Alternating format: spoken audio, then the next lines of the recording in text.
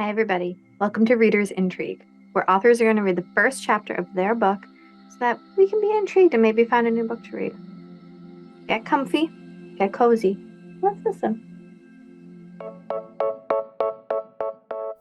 Hello, I'm author William R. Douglas. I'm invited to read the first chapter of my debut novel, The Death and Resurrection of Baseball. But before we begin, I'd like to ask a couple of questions. What if a second civil war is the endpoint in the current trajectory of America's divisiveness? What if early warning signs of baseball popularity continue downward, particularly at the youth level? And thirdly, what if among the personal and cultural casualties of a second civil war, baseball was to die as a sport?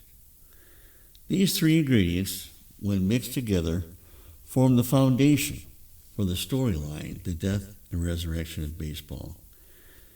The story begins in the year 2166, and our hero is a 12-year-old boy in the city of McHenry, about an hour northwest of what is now the remains of the city of Chicago after the war. Joe is a very inquisitive young man, loves to explore the outdoors, and he becomes the focal point in an effort to rediscover the lost game of baseball, extinct for over 100 years. There's not a person alive that remembers the sport in the first person. Here now is Chapter 1.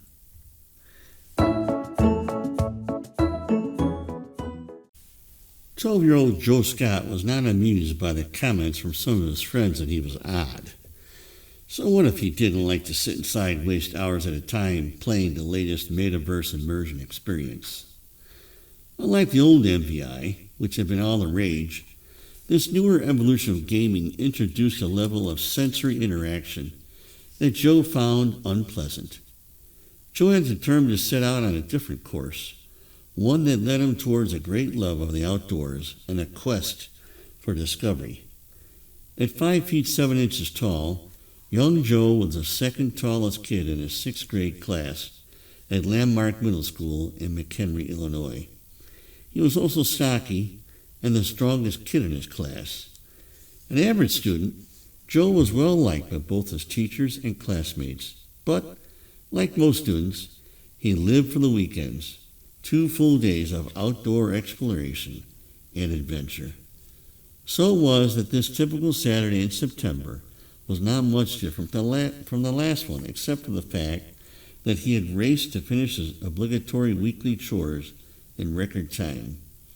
He had started on his chores on Friday night just so that he could spend this first Saturday in September doing what he loved best, being outside with his friends and exploring undiscovered country, quote unquote. His favorite phrase for his expeditions into the great outdoors. His gang included several other buddies who had caught the same exploration bug and decided they would much rather be outside than inside on most days. On this day, however, it was just Joe and his buddy Ted that went on an expedition of discovery in the VFW woods on the east side of town across the Fox River. Although McHenry had largely escaped the carnage and destruction of the Second American Civil War that had occurred 100 years earlier, she did not escape it totally. The Battle of McHenry was fought on the east side of town and centered along a line that stretched from a small industrial park just to the east of the old VFW hall, over to the east bank of the Fox River, where it turned south along River Road and then ran clear down to the Illinois Route 176 bridge.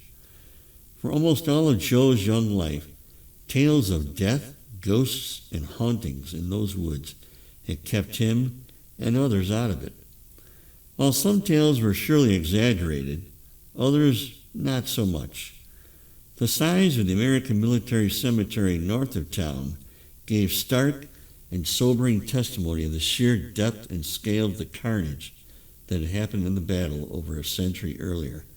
But on this day, Joe and Ted had decided to defy the wishes of their parents and go exploring in the VFW woods to see what relics and treasures lay there, just waiting to be discovered. Joe had heard, what he believed to be a reliable rumor, that the Army was about to give the all clear and that the woods were no longer a danger to life and limb. In spite of the old stories, Joe's thirst for exploring would not be quenched this day. No, this expedition would start a fire in him. Teddy, his partner for the day, was the perfect pal for this quest. Fellow 12-year-old Ted Lee Banks, a.k.a. Teddy, was among Joe Scott's best friends. Ted and his family lived a few doors down from Joe, and he and Joe had been best friends since the first time they met years earlier. A full hand-width taller than Joe, Ted was lanky, with glasses and rusty brown hair. Witty and quick to smile, Ted was the kind of friend that would light up a room when he walked into it. Joe and Ted both attended McHenry's landmark middle school and were in the same 6th grade class with Mrs. Megan. While Teddy was great at math, Joe's favorite subject was history. They would often get together and help each other out with their homework. Each of their respective favorite subjects was the other's weakness, which worked out great since they could do their homework together and help each other out. On this particular day, the two of them had planned to meet up at the old War Memorial Park on Pearl Street, a few doors down from their homes. If we're going to do this, we have to do it right. If we mess up and get caught, we'll be in so much trouble we'll be grounded for a month, Joe said. A month? More like the rest of the summer for me, Teddy exclaimed. Okay, but remember, the first snake I see, we're so out of here. I hate snakes. Stop worrying, Joe said. It's going to be awesome. Did you bring a water bottle? Yeah, and I bought some chips, too, in case we get hungry, Teddy replied. And I got a flashlight. Cool. I've got a pocket knife and some rope. The late summer sun was high in the sky as the boys set out and walked a few blocks to the western shore of the Fox River. Over on the east shore of the river began the VFW woods. The woods lined the entire riverbank to the north and south as far as the eye could see. The trees had even grown up on what had been the old Illinois State Route 120. To the east, the road was now destroyed, and nature had reclaimed the space. The Route 120 bridge was now useless to cars, since there were several bomb holes in the bridge deck, but it was still somewhat safe to walk across if you were careful.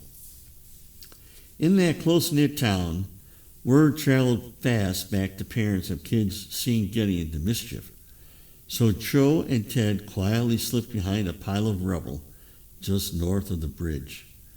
The old road dead-ended right there at the base of the rubble and the bombed-out bridge. Joe raised his head, peered out over the edge of the rubble, and studied the old road and businesses to the west. Sensing the coast was clear, he motioned to Ted to follow him, and they made a mad dash toward the Route 120 bridge.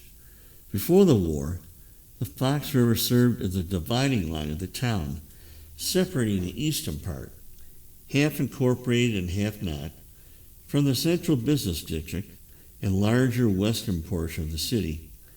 Illinois Route 120 had been a major 4-lane east-west highway linking McHenry County to Lake County and Cook County in northern Illinois, both to the east and southeast.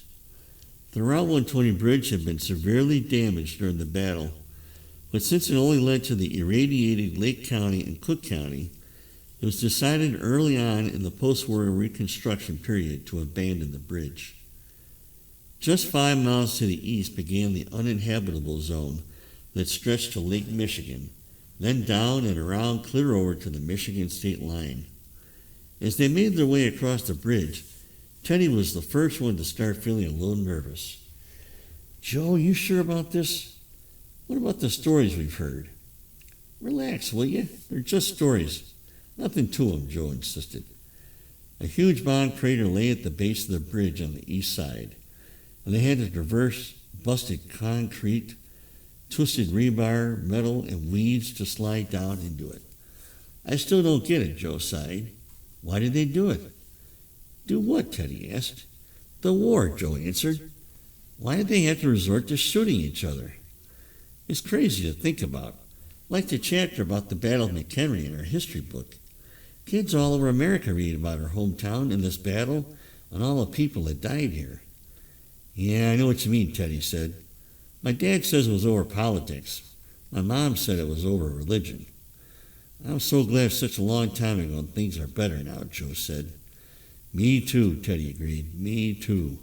Hey, my dad says there's even talk of fixing the bridge and rebuilding the old road to the east where the wasteland is, Joe said, trying to steer the conversation to something a little less depressing. He says some scientists may have figured out a way to make the places to the east livable again. Wow, that would be so cool. Emerging out of the crater, they were face to face with a tall forest of maple and oak trees. Adding to it was a thick growth of underbrush. Earlier, before they had set out for the day, they had both dressed in long pants and long sleeves, despite the late summer heat. Now they were both glad they did. Hey, that looks like a path or something, Teddy observed, pointing to an opening in the brush about 20 yards to the left. Okay, let's check it out, Joe said. They walked into the forest on what was, more than likely, a deer path. As they walked along, they heard the sounds of birds in the air and the crunch of leaves and sticks under their feet. After just a minute, the air became noticeably cooler, and the sunlight was much dimmer. The forest canopy was thick, and wildflowers that carpeted the sporadic open areas enhanced the forest smells. Joe was the first one to spot the large pile of debris 50 yards ahead. Hey, look, I think it's the ruins of the old marina. I read about this history. During the battle, it was a field hospital and command post. When the front lines started moving closer to the river, they moved the field hospital further west. They also changed the command post to the old Houston Hotel on the other side of the river. Wow, so that's the pile of rubble and the memorial on the other side of the bridge where we started, Ted asked. Yeah, that's all that's left, Joe replied. There was also another bridge right by the marina, the Pearl Street Bridge. They blew it up as a defensive measure as the other side was getting closer. Ted looked at the rubble. That must have been one hairy moment when all that went down. Right, I can't even imagine, Joe stated. To make matters worse, after 3 days of fighting here, the battle blew up and turned into the huge battle of the Fox River Valley. There was fighting clear down past Elgin, and that's something like 25 miles away. That's a lot of shooting, Ted said. Joe paused, then looked at his buddy in the eyes. And a lot of killing. Turning their focus back towards the ground directly in front of them, Joe spotted something. Look, I found an old flashlight made of green metal. I think it's aluminum, Joe shouted as he picked up the beat-up soldier's flashlight and rubbed the dirt off. After turning it this way and that, he put it into his back pocket, excited that he was the first to find a relic half buried in the dirt. Ted was thrilled that they had found their first bit of treasure so soon into their adventure, too, and he began looking ahead of them for more. Seeing something tubular sticking up from the ground, Ted hurried for a closer look. He reached down and gave it a yank. It barely budged. He could tell a large part of it was buried. After a few minutes of digging with his hands, he wrestled the relic up from out of the ground. With excitement, Ted yelled out, "Joe, look at this, it's an old rifle." "Whoa," Joe grasped. "Looks like the barrel's all that's left," Teddy said, examining his find. "You gonna keep it?" Joe asked. "Well, sure, why not?" Teddy answered. "I can swing it around and move the brush out of the way as we move along." "That's a great idea," Joe conceded. "Hey, look, there's a tree limb laying over there. I'll grab that, and we can both swing away." The deer path led towards the east. As the boys continued to walk, they passed burnt-out homes that had collapsed and had long ago become overgrown with vegetation. They occasionally stopped to pick through the rubble of a home for a short while before moving along the path deeper into the woods. About 30 minutes into their hike, they came upon a large building, much larger than the ruined homes that had passed, but not as big as the marina. "Hey, let's take a look in there," Joe said. "It's not totally collapsed, so we should be okay." Stepping over debris and the vines that had invaded the building, they were excited by the prospect of finding some good relics inside the place. Of all the ruins they had seen so far on their venture into the woods, this building appeared the least damaged from the battle and the elements. "Hey, look at this. I think it's a sign," Ted said as he picked up an old, degraded piece of metal. Sure enough, there was a faint outline of letters and numbers. "Can you make it out?" Joe asked. "I think so," Ted muttered, squinting at the faded paint. "Let me go over to the window and get a little more light on it so I can see it better." Walking towards a south-facing window, Ted held the relic up to the opening, long bereft of glass. As the sunlight illuminated the sign, he read aloud. It says, V.F.W. Post 460. I'm not sure, but I think the last number is a 02. "Wow, we're in the old VFW building," Joe exclaimed. "This is where during the battle both sides ran out of ammunition and fought hand to hand until there was like only a few soldiers left. The VFW building was really important, something like the Alamo. Towards the end it came under mortar fire and took a direct hit. Did a lot of damage when it wasn't totally destroyed." "Obviously, since we're standing inside of it," Ted said. "What happened that they made this place off limits for so long?" "Well, there were lots of unexploded bombs and stuff. After the nukes, there was really no sense in keeping this area open. Making the no man's land start at the river had just made a lot of sense to the military government at the time," Joe explained. "Oh yeah, and there's the story of Hezekiah Smith," Ted added. "Hezekiah Smith? You remember that story? I thought history was your worst subject," Joe mused. "Yeah, it is, but a story of a guy getting blown to bits over here on the side of the river. After stepping on an old mine, well, you don't easily forget that. That sticks with you. Even for guys like me that don't like history," Ted replied. "All right, that's enough history. Come on, Professor, let's keep looking." They lingered a few minutes looking for more artifacts, but found none of any interest. Joe noticed another doorway on the east wall, and the two explorers passed through it and re-emerged outside. On that side of the ruin, there was no path, just old bomb craters filled with thick brush and trees. Heading eastward, Teddy, using his gun barrel, turned makeshift sickle, and Joe, using the small tree limb, took turns swinging away to help knock down the brush so they could walk easier. They'd been slowly fighting through the undergrowth for about 10 minutes when, just ahead, Joe noticed a gigantic wall of green ivy through the forest. It was unmistakable. "Hey, you see that?" Joe asked. "Look how big it is." The wall of green towered over their heads. "Whoa," Teddy breathed. "What is it?" As they pushed their way through the thick brush, they came right up against it. It was thick with ivy, brush, and a tree here and there. The wall was high and curved up and out of sight. Looking to the south, they could see that the wall dropped dramatically and continued on a straight line to the south. Before moving down that way, Joe reached out his hand into the thick ivy to see what it was attached to. Sticking his hand in, he pulled away leaves and vines until he felt something metallic. "It's a fence." "Let's follow it that way," Joe said as he pointed to the right. As they made their way along the wall of ivy, Ted marveled at how big it was. "It's like a green monster." The ivy and other vegetation had grown up next to and through the chain link, creating a massive walled carpet of green. Some parts of the fence were missing, but the vegetation had taken over, replacing the destroyed sections with their tentacles of ivy and branches along a nearly straight line.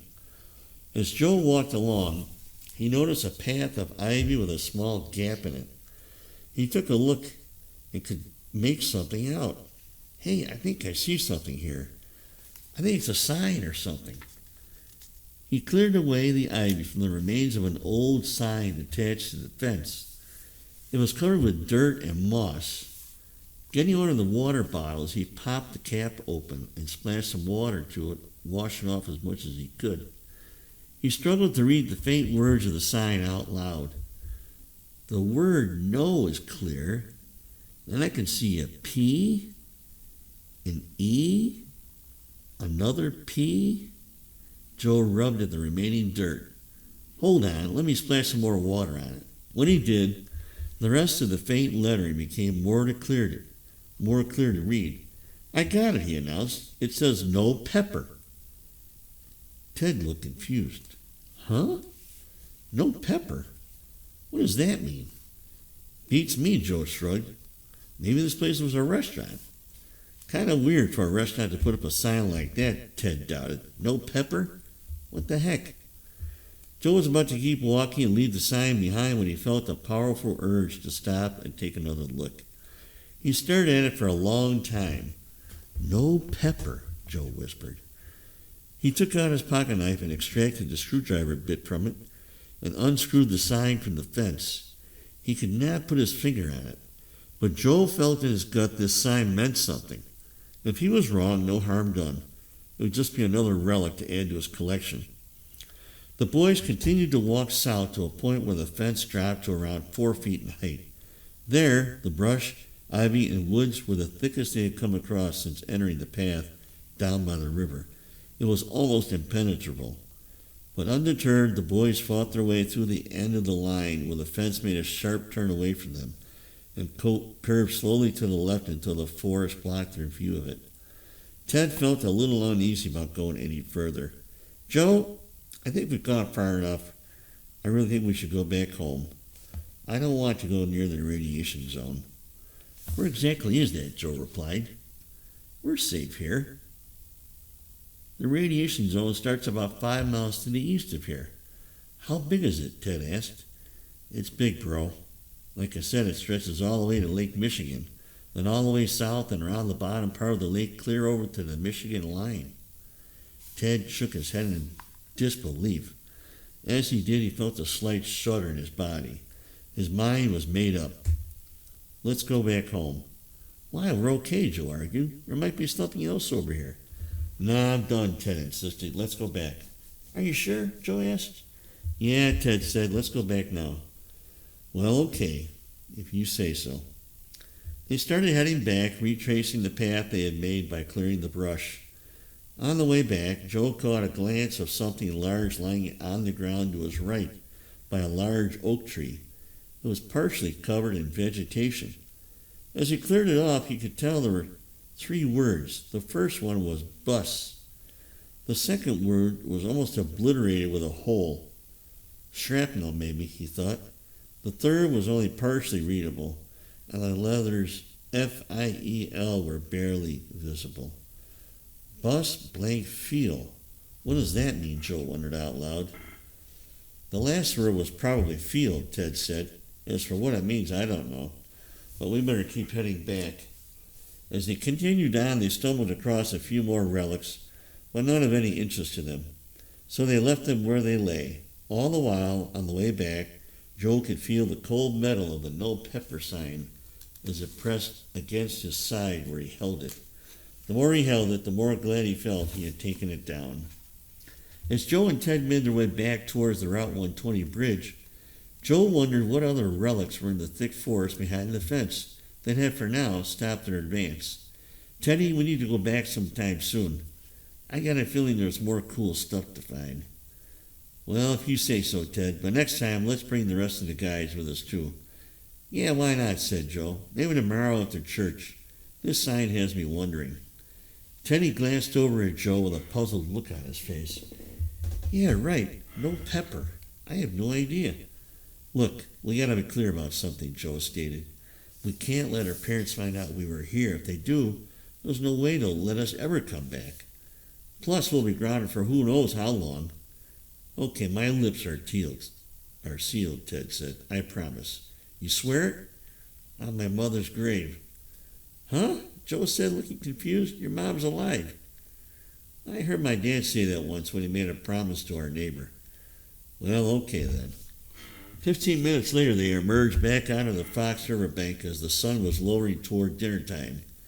After again traversing the old ruined State Route Bridge and making it back to their neighborhood, they parted company. Joel walked into the garage. Seeing the backside of his dad, who was punched over working on something, he quickly walked past and said hi. Just outside the door and out of sight of anyone around, he realized that if his mom saw the sign, she might get suspicious. So he tucked it up underneath his shirt and walked into the kitchen, where his mom was preparing supper. After giving a cheerful hello, without stopping, he headed to his younger brother's room. "Austin, promise not to tell anyone what I'm going to tell you." "Okay, promise. What is it?" "You won't believe what we found. It's in the woods." Thank you again to the amazing author that read us a story, and be sure to check out all the other amazing shows on RB Media. Till next time, bye!